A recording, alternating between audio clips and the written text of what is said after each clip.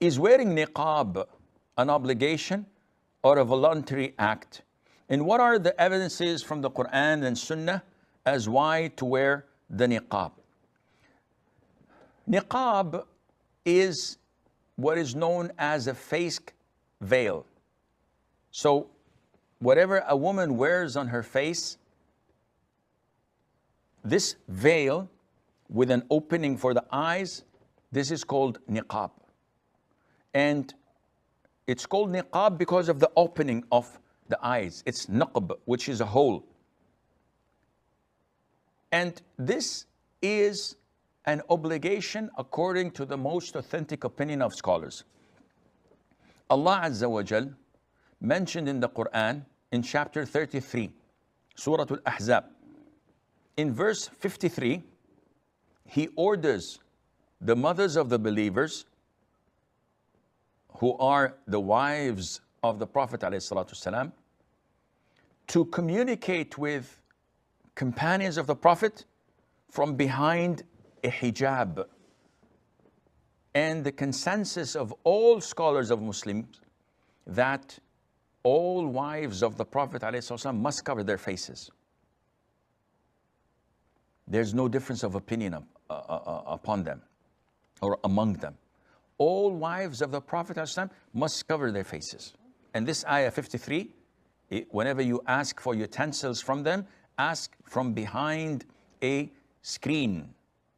This is purer for your hearts and their hearts. So this is total segregation. You cannot see the wives of the Prophet ﷺ faces. This is verse 53. Now, having this at the back of your mind and moving 6 verses later from the same surah, Allah says in verse 59, Ya ayyuhan nabi, O Prophet of Allah, قل لأزواجك وبناتك ونساء المؤمنين.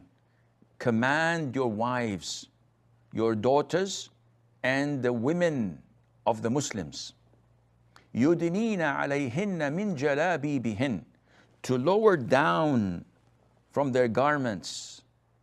ذَلِكَ أَدْنَى أَن يُعْرَفْنَ فَلَا يُؤْذَيْنَ. This is more befitting that they are not recognized, so that they are not harassed. Now, in this ayah, the command is for 3 types of women to lower their garments so that they're not identified. So the wives of the Prophet, the daughters of the Prophet, the women of the Muslims, 3 types. Now, if you compare this ayah to verse 53, where it commands the wives of the Prophet to cover their faces, if you come and compare this ayah to this ayah, the command in this ayah is for what? To cover their faces. But in addition, for the wives of the Prophet ﷺ, Allah included the daughters and the women of the Muslims, which means that they as well should cover their faces, as mentioned in ayat 53, because the mothers of the believers are joined with them in this command in ayah 59. And there are a lot of other evidences mentioned in the Sunnah of the Prophet ﷺ, which is logical. But before it's logical, it is the ruling of the Quran and the Sunnah according to the most authentic opinion of scholars. Why do we say logical? The face of a woman, as they say, is her identity. If her identity is open to all, this is what includes features of beauty. This is when she smiles or frowns. This is where expressions happen. And if this is exposed, then those with illnesses in their hearts will be surely tempted. And when the Prophet ﷺ showed us the process of getting married, he commanded us to look at the woman we are interested in getting married. A man came to the Prophet ﷺ and said, O Prophet of Allah, I proposed to so-and-so from the Ansar. So the Prophet said, did you look at her before you propose? He said, no. The Prophet said, go and look at her. This means that if the woman was walking in the streets of Medina, going to the shopping centers or to shops or to the masjid, and she was unveiled, the Prophet would not have told him to look at her because the man can't see her.